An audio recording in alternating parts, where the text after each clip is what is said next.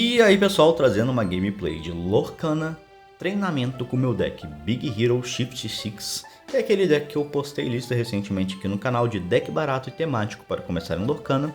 E a ferramenta que eu estou usando é o Inktable, onde você joga dois decks e você confronta outro deck para ver como é que seu deck está saindo, no caso, né?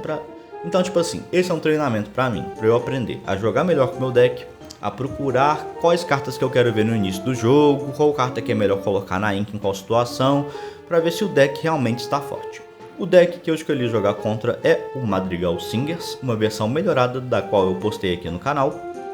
Então a ideia aqui agora é testar esse deck o máximo que eu conseguir.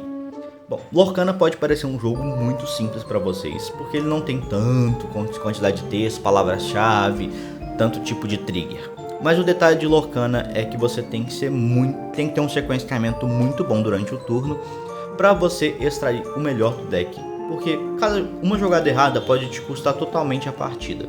Ah, Rick, mas todo card game uma jogada errada pode custar a partida. Sim, mas no Lorcana a matemática é muito grande. Se você fizer as contas ou o sequenciamento errado, você vai perder porque vai faltar um de lore, vai faltar um personagem em campo, você vai deixar um personagem inimigo sobreviver quando não deveria, e esse tipo de coisa é o que ferra jogador novato no Lorcana. Então não se deixe levar pelos aspectos simples do Lorcana, porque ele é um jogo profundamente estratégico. Bom, na partida aí, eu vou só falar mais ou menos o que eu fiz, mas eu joguei um Fred. O Fred, quando salengeado, me dá 2 de lore. Então, o oponente vai ter que decidir se vai manter o Fred, que ele vai me dar 1 de lore todo turno em quest, ou se ele vai matar o Fred e me dar 2 de lore de graça. O Yokai diminui os custos shifts dos meus personagens em 1. E o Hero, que vai ser a base para o meu Hero maior, o meu Hero Ramada Design de Armaduras, que ele é uma carta chave peça do meu deck, porque ele dá evasiva e ward para meus personagens Floodborne, que a maioria do meu deck são personagens Floodborne. O ward permite meu oponente só dar alvo de challenge nos meus personagens, ele não pode dar alvo de habilidades nem de cartas, e evasiva ele só pode ser challengeado se o personagem tiver evasiva. Então tipo assim, é uma proteção muito grande para minhas cartas. E o Hero que está em campo, quando eu jogo um Floodborne em cima dele, pelo efeito do Shift, eu dou um draw. Dar draw no Lorcana é muito importante, porque draw no Lorcana é o que mantém seu jogo vivo. O Lorcana tem tantas quantidades de draw quanto você pode querer ou não. Então sempre que você puder dar um draw, você está ganhando um recurso muito mais forte que o oponente. Vocês vão reparar que ao longo da gameplay, o deck dos Madrigal vai ficar com pouca carta na mão e ele não tem tanto draw assim, porque o deck dos Madrigal é focado em colocar madrigais rápidos para cantarem músicas, e as músicas geralmente vão ativar efeitos do Madrigal, que pode ser levantar os personagens, ganhar lore, voltar um personagem do oponente para o fundo do deck. Então é um deck de controle, ao mesmo tempo que você está dando um agro de ganhar lore. Atualmente aí eu tô com 3 de lore, ele tá com 6 de lore. Essa quantidade de lore aí específica pode parecer uma diferença grande, porque 3, ele tá 3 na sua frente, ele vai chegar mais rápido. Não, ele não vai chegar mais rápido, porque 3 de lore é uma diferença muito pequena no Lorcana. Uma coisa que eu aprendi jogando Lorcana ao longo do tempo foi que a diferença de lore não faz muita diferença se ela não for tão grande quanto você imagina. O controle de campo no Lorcana é muito importante, porque se você controlar o campo, você controla o jogo. O oponente não pode. Porque tem algumas coisas que tipo assim que eu percebi. Você tem um personagem que gera bastante lore, mas ele é muito fraco. E o oponente tem um personagem que gera pouco lore, mas ele mata seu personagem de gerar muito lore. Você vai querer gerar uma vez muito lore e perder o personagem no turno seguinte, ou vai esperar descer mais personagens e produzir um lore tão grande que vai forçar o oponente a desistir porque ele não tem como voltar. São esses sequenciamentos. Mas enquanto o cara tá fazendo o turno grande dele, você tá fazendo os seus pequenos turnos que vão te aproximando da vitória. E é assim que tem dois tipos de agro que funciona. O agro, que coloca muito personagem em campo e gera muito lore, e o agro de controle de tabuleiro.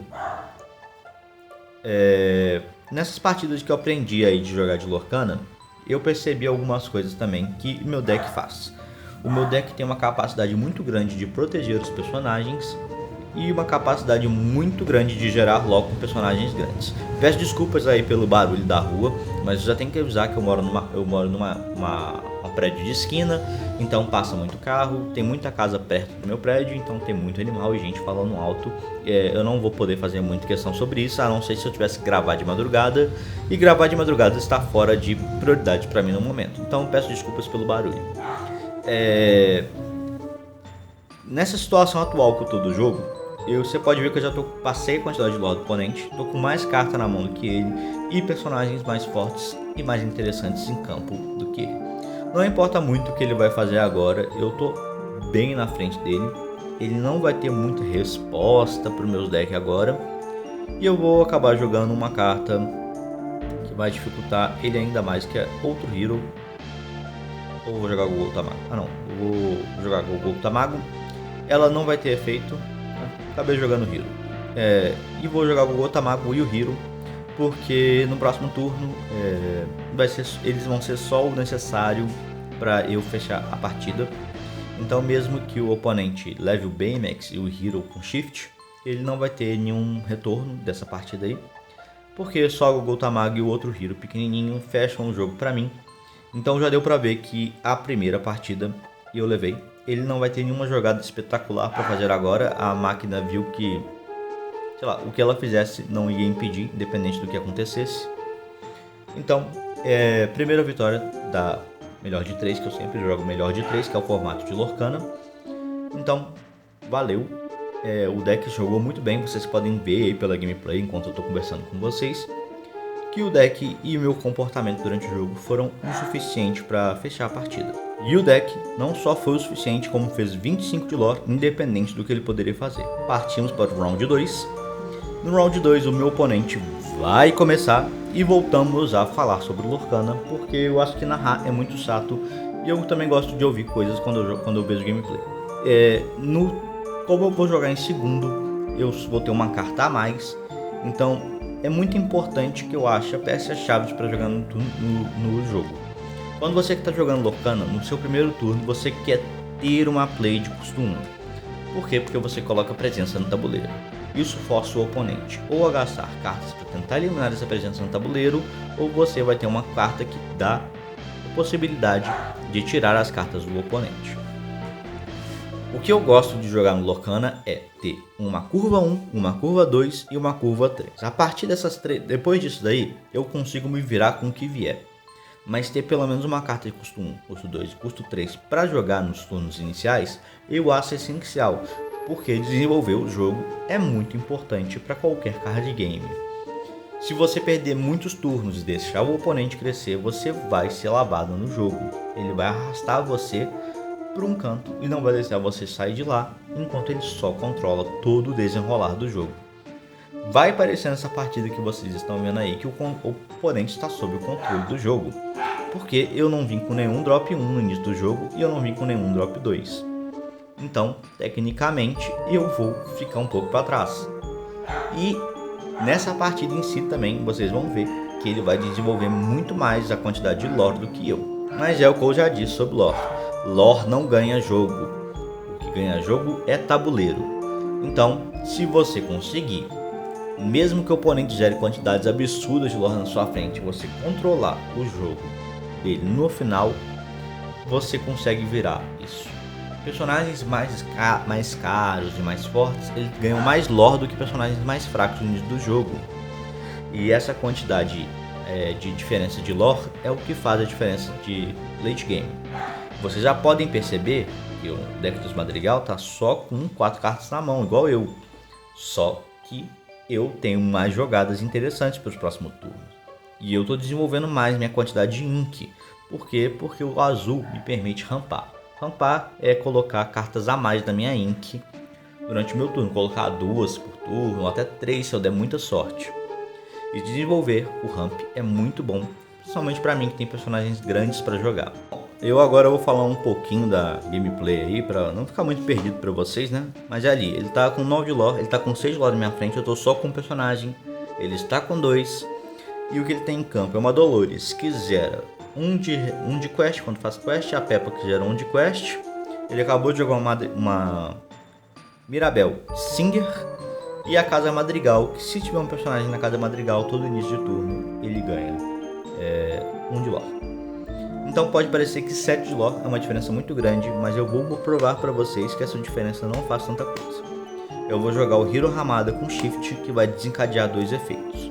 O efeito do Baymax Charger, que me permite comprar uma carta quando eu jogo um Floodborne, e o efeito do Hero pequenininho, que me permite comprar uma carta quando eu jogar um Floodborne em cima dele. Ou seja, eu acabei de dar 2 draws. E dar 2 draws é muito forte, porque draw no Lorcana é o que mantém seu jogo vivo e que lhe permite ter mais opções durante a partida. Eu eliminei ali a Peppa porque ela é a personagem mais forte que está em campo e que vai fazer alguma diferença para mim. Passei o turno, ele jogou uma Úrsula Vanessa. A Úrsula Vanessa é uma Singer, é um 4 e também só gera 1 de lore. E por enquanto eu não tô tão assustado com o que está acontecendo.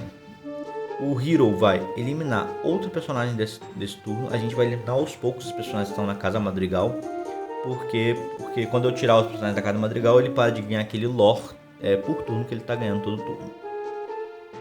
Então acabei de eliminar a Mirabel porque ela tem evasiva e evasiva pode ser um pouquinho chato pra mim.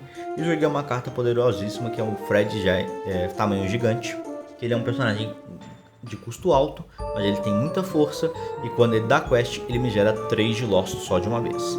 Atualmente eu tenho 2 personagens fortes e um que tem evasiva e ward e o outro que tem, e os dois que me geram 3 de lore de uma vez só. Então quando eu eliminar todos esses personagens que o Madrigal Singer tem na mesa, eu vou estar gerando 6 de lore só com esses 2 personagens. Eu vou jogar o Mickey Detetive. Mickey Detetive me permite colocar o topo do meu deck na minha tinta exaurida. E vou jogar logo em seguida o Baymax Robô Gigante sobre ele, porque o Baymax tem Universal Shift. Ele pode dar Shift em cima de qualquer personagem que ele quiser. E o Baymax Recharger me permite comprar uma carta por isso, então tecnicamente eu estou gastando uma carta, mas estou comprando de volta, então eu saio no 0 a 0. Eu não tenho nenhum drawback que me faça ficar com uma carta a menos. Fora que o Baymax Robô Gigante é uma carta que me gera 2 de lore, então com essas 3 cartas que eu tenho em campo, eu já estou gerando 8 de lore de uma vez só. Meu oponente agora vai jogar uma carta muito chata que chama Vamos Construir um Boneco de Neve, do Frozen. Se eu disser sim, ele ganha 3 de lore. Se eu disser não, eu coloco um personagem no fundo do deck. Eu disse não, porque dar 3 de lore pra ele nesse exato minuto é muito perigoso pra mim. Então eu mandei o Baymax pro fundo do deck. Mas tudo bem, eu tenho bastante coisa pra fazer ainda. Eu coloquei uma carta eu acabei de jogar a Gogol Tamago. A Gogol Tamago não vai ter efeito, porque ela não entrou com em cima de um Flood, não entrou com efeito de Shift. Eu vou jogar um Donald Cavaleiro Perfeito. Cada um dos dois me gera 2 de lore. Então atualmente com todas as cartas que eu tenho em campo, se eu der quest com todas, eu gero um total de 10 de lore de uma vez só. E vocês estão vendo que aos poucos eu controlei o campo e estou diminuindo a diferença absurda de lore que tem entre mim e o oponente. Vale destacar também que eu tenho que avisar que essa gameplay vai travar em algum momento. Eu não sei porquê, mas em todos os editores de vídeo que eu estou jogando, acho que quando chega em 14h40, 14h50, esse vídeo trava. Mas eu vou narrar o que aconteceu, para vocês terem noção. Ele acabou de jogar uma Isabela. A Isabela dá 4 de lore de uma vez só quando ele dá quest. Mas eu tinha uma carta, que é uma canção, que eu pago 2 e volto um personagem para a mão do oponente. E eu voltei a Isabela. Eu joguei o Baymax, robô aprimorado. Ele olha o top 4, pega um Floodborne e coloca na minha mão. Mas ele tá ali só porque se o meu oponente limpar todo o meu campo, eu pelo menos tenho um personagem que me gera o último de lore que eu preciso. E agora eu vou dar quest com todo mundo e fazer 10 de lore de uma vez. E de 9 eu cheguei a 19, passei meu oponente em 3 em uma única jogada. Então para vocês verem que não se preocupem se seu oponente está um pouco à frente de você de lore. Se você controlar o jogo direitinho, você consegue voltar tranquilamente. Eu tô com 5 cartas na mão, o oponente está com 4, ele só tá com 5 de Ink. Eu estou com 8, então eu tenho muito controle de campo, controle de mão, eu tenho mais mana, eu tenho muito mais recursos para fazer qualquer coisa que o oponente tentar. O oponente agora vai jogar a Isabela e está pensando no que ele vai fazer. Independente do que ele fizer, ele não vai conseguir ganhar agora. Ele jogou a Isabela, gastou quase todas as manas da Isabela e agora, se eu não me engano, o vídeo vai travar e eu vou explicar o que vai acontecer. O oponente vai pagar 1, colocar a Isabela na Casa Madrigal E aí ele vai passar pra mim, e quando ele passar pra mim, eu vou dar a quest com o Baymax, robô aprimorado, e levar a partida chegando a 20 de lore. E o deck comportou muito bem, o deck jogou melhor do que eu gostaria. Eu aprendi algumas coisas durante essa partida do que eu devo ou não devo fazer. E é isso, pessoal, espero que tenham gostado da gameplay, gostado dos comentários, da minha fala, e deixe qualquer comentário para me falar alguma coisa. Dito isso, pessoal, adeus, valeu.